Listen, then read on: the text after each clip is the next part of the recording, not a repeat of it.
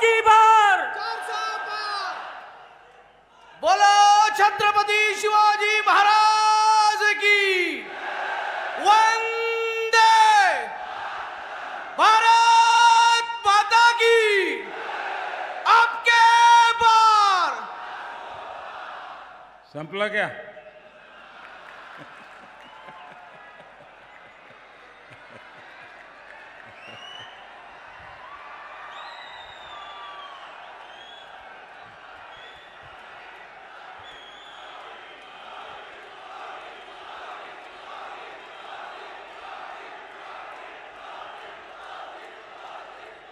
माता महाकालीच्या पावन भूमीत शक्तीला नमन करतो. भारत रत्न डॉक्टर बाबासाहेब आंबेडकर यांना वंदन करतो. चंद्रपूरकरांना माझा नमस्कार. देश में गर्मी का पारा बढ़ रहा है और सियासी पारा भी चढ़ रहा है, लेकिन मैं देख रहा हूं आपके उत्साह में, आपके जोश में और आपके जज्बे में कोई कमी नहीं है. इस बार चंद्रपुर ने भी मन बना लिया है. फिर एक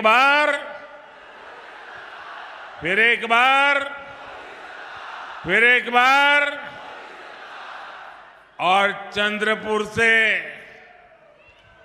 इतना सारा स्नेह मिलना मेरे लिए और भी विशेष है. ये चंद्रपुरी है जिसने अयोध्या में भव्य राम मंदिर निर्माण के लिए लकड़ी भेजी. नए भारत की प्रतीक संसद की नई इमारत में भी चंद्रपुर की ही लकड़ी लगी हुई है. चंद्रपुर की ख्याति पूरे देश में पहुंची है. मैं चंद्रपुर के लोगों को बहुत बहुत बधाई देता हूं. कल से नववर्ष और नवरात्रि का पावन पर्व भी शुरू हो रहा है. सभी देशवासियों को इन पर्वों की हार्दिक शुभकामनाएं. समस्त बंधू भगिनींना गुढी पाडव्याच्या आणि नूतन वर्षाच्या हार्दिक शुभेच्छा. साथियों, 2024 लोकसभा चुनाव स्थिरता बनाम अस्थिरता के बीच का चुनाव है. एक और भाजपा एनडीए है जिसका ध्येय है देश के लिए कड़े फैसले लो, बड़े फैसले लो. दूसरी ओर कांग्रेस और इंडी गठबंधन है जिसका मंत्र है जहां भी सत्ता पाओ खूब मलाई खाओ. इंडी गठबंधन ने हमेशा देश को अस्थिरता में झोंका है. एक स्थिर सरकार क्यों और कितनी जरूरी होती है, ये महाराष्ट्र से बेहतर और कौन जानेगा. इंडी अलायंस की केंद्र में जब तक सरकार रही, महाराष्ट्र की लगातार उपेक्षा होती रही। जब ये इंडिया अलायंस वाले ढेर सारी साजिशें करके जनादेश लूटकर राज्य की सत्ता में पहुंचे, तो भी इन्होंने सिर्फ और सिर्फ खुद का ही विकास किया, परिवार का ही विकास किया। किसका कितना हिस्सा होगा, कौन सा ठेका किसको मिलेगा, मलाईदार पोस्ट किसके खाते में कितनी आएगी, ये पूरे महाराष्ट्र का भविष्य इन्होंने अपनी इसी हिसाब किताब के भेंट चढ़ा दिया था। महाराष्ट्र के विकास से जुड़ा कोई भी प्रोजेक्ट देखते ही ये कहते थे, कमीशन लाओ या काम पर ब्रेक लगाओ।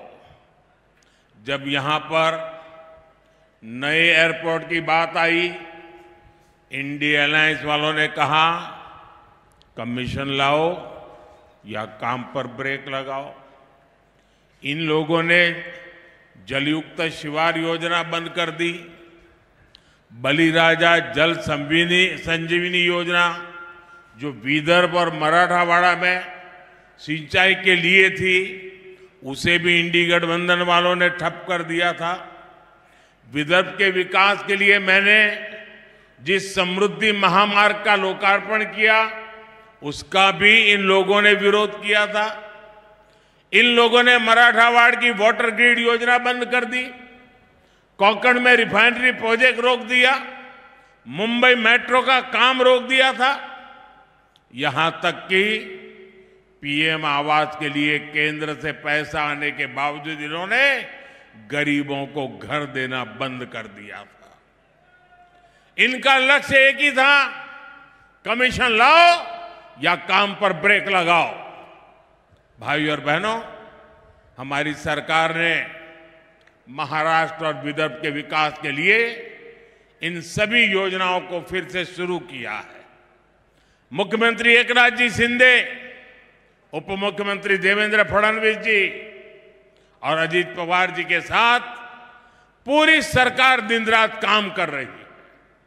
विकास के बड़े काम तेजी से पूरे हो रहे हैं, और जब नीयत सही होती है तो नतीजे भी सही होते हैं।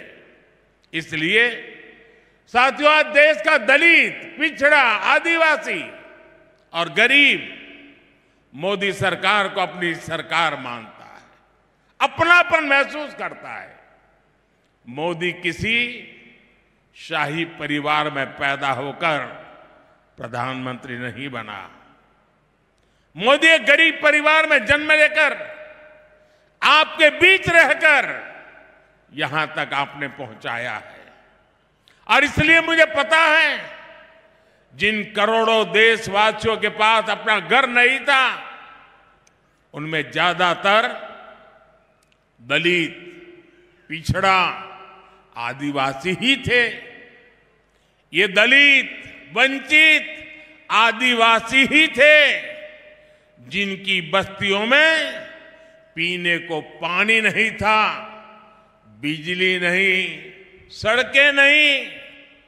इसी समाज के बच्चों को शिक्षा के अभाव से सबसे ज्यादा जूझना पड़ता था। साथियों, इसलिए मोदी ने गारंटी दी थी कि हमारी सरकार दलित, आदिवासी और पिछड़ा परिवारों का जीवन बदलने के लिए काम करेगी। मोदी ने वंचित वर्ग के हालातों को बदलने के लिए निरंतर मेहनत की है। देश में जिन 4 करोड़ गरीबों को पीएम आवास मिले हैं, उनमें सबसे ज्यादा इसी वर्ग के लोग हैं। हमने जिन 10 करोड़ से ज्यादा परिवारों को मुफ्त उज्ज्वला सिलेंडर दिया, वो कौन है? वो अधिकांश इसी वर्ग के लोग हैं। हमने वंचित वर्ग के हर परिवार के घर में शौचालय बनवाया है। आज हम 80 करोड़ से ज्यादा जरूरतमंदों को मुफ्त राशन दे रहे हैं। इसमें हमारे दलित, आदिवासी और पिछड़ा ही सबसे ज्यादा है। आपको पीछे मुड़कर देखने की जरूरत नहीं है। आप खुद का लगाओगे भी तो भी दिखाई नहीं देगा। आखिर तक लोग खड़े हैं।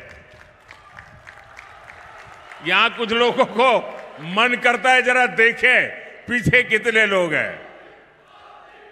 जहां मेरी नजर पहुंचती है मुझे लोग ही लोग नजर आ रहे हैं, और इसलिए आप लोग पीछे मुड़कर नहीं देखोगे तो चलेगा।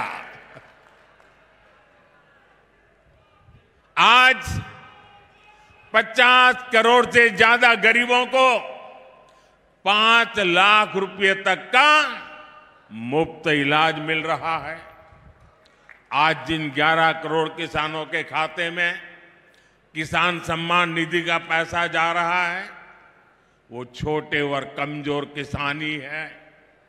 आज हमारे दलित, वंचित, पिछड़ा और आदिवासी समाज के लोग सिर उठाकर जिंदगी जी रहे हैं। ये सब कुछ हो रहा है तो इसका श्रेय किसको जाता है? इसका श्रेय किसको जाता है? इतनी प्रगति हो रही है, श्रेय किसको जाता है? देश गरीब से गरीब व्यक्ति का भला कर रहा है, इसका श्रेय किसको जाता है? आपका जवाब गलत है। ये मोदी के कारण नहीं, ये सब आपके एक वोट की ताकत ने किया है। आपने मोदी को आशीर्वाद दिया है और इसलिए ये जो पुण्य कार्य है उसके आप भी उतने ही हकदार हैं। साथियों, राजनीतिक पार्टियों का ये दायित्व होता है कि वो जनता की समस्याओं का समाधान करे, लेकिन कांग्रेस पार्टी खुद ही समस्याओं की जननी है। आप आजादी के बाद से गिनना शुरू करिए। देश का विभाजन हुआ, मजहब के नाम पर ये विभाजन किसने करवाया? किसने करवाया? किसने करवाया? देश आजाद होते ही कश्मीर में समस्या खड़ी कर दी गई। कश्मीर में समस्या किसने पैदा की? जरा पूरी ताकत से बताइए, दिल्ली तक आवाज जानी चाहिए। ये कश्मीर को किसने मुसीबत में डाला? हमारे आसपास ही दुनिया के कई देश आजाद हुए, वो हमसे कहीं आगे बढ़ गए, लेकिन हमारा भारत पिछड़ता गया। तब ज्यादातर समय देश में किसकी सरकार थी? देश दशकों तक आतंकवाद का शिकार रहा।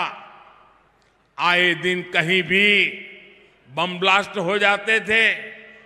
तुष्टीकरण के लिए आतंकवादियों को संरक्षण कौन देता था? आतंकवादियों को संरक्षण कौन देता था?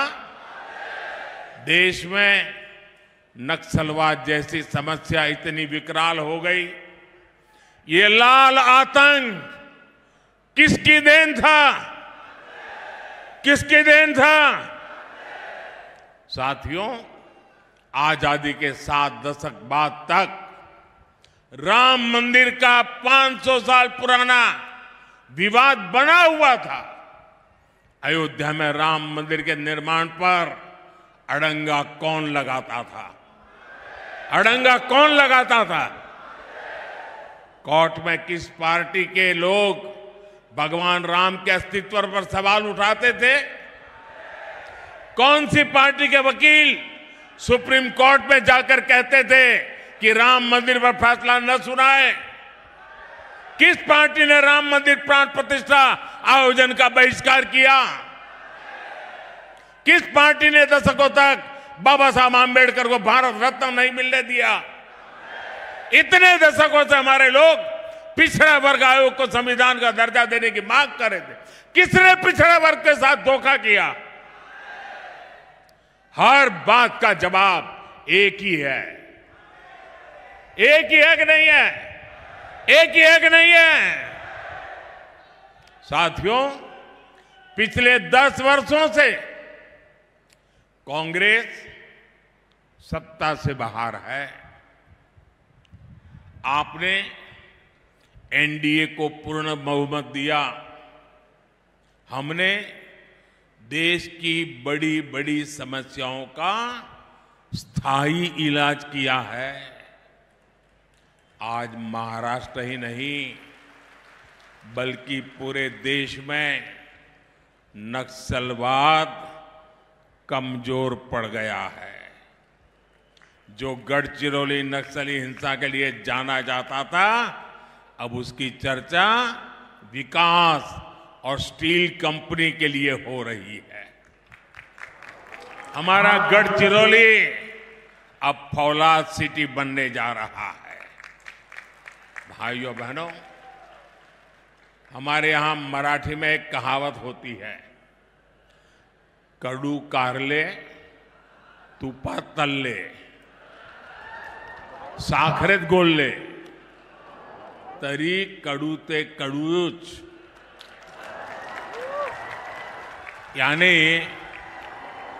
कड़वे करेले को घी में तले या शक्कर में घोले, वो फिर भी कड़वा का ही कड़वा ही रहता है। ये कहावत कांग्रेस पर सटीक लागू होती है कि नहीं होती है? होती है। वो सुधर ही नहीं सकते, वो कभी नहीं बदल सकते।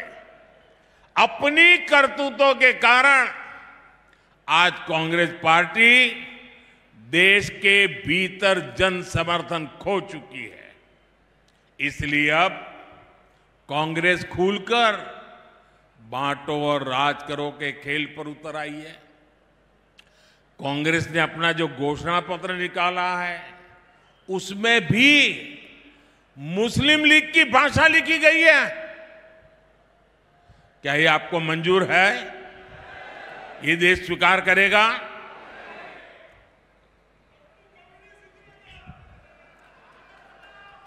इनके सांसद भारत के एक और विभाजन की बात कर रहे हैं। इंडिया अलायंस के लोग दक्षिण भारत को अलग करने की धमकी दे रहे हैं।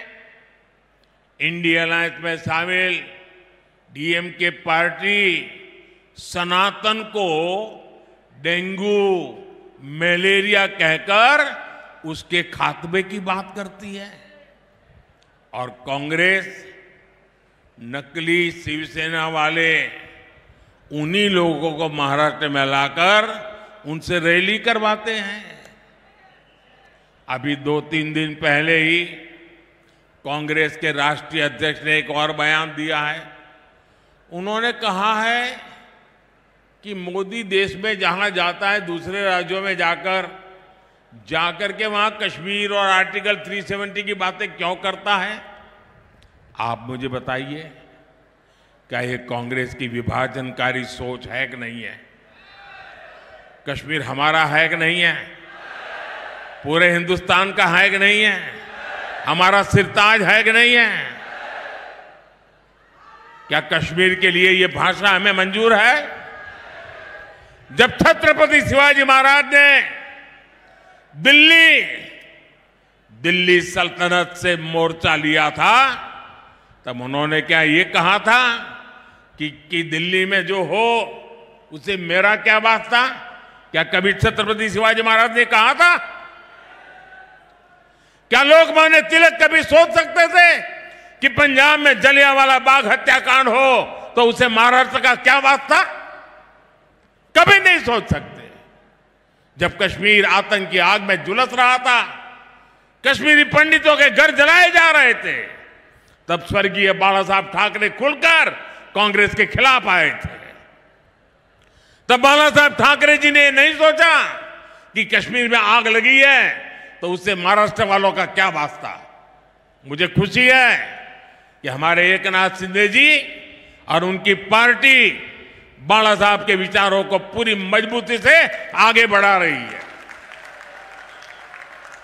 साथियों, भाजपा एनडीए ने गढ़चिरौली चिमूरी से अशोक नेते जी को और चंद्रपुर से मेरे पुराने साथी भाई सुधीर जी को अपना उम्मीदवार बनाया है। सुधीर जी ने मंत्री रहते हुए क्षेत्र के लिए लगातार काम किया है। इन उम्मीदवारों को आपका समर्थन मोदी को मजबूत करेगा। मेरा आप सबसे अनुरोध है कि 19 अप्रैल और 26 अप्रैल को भारी संख्या में मतदान करें।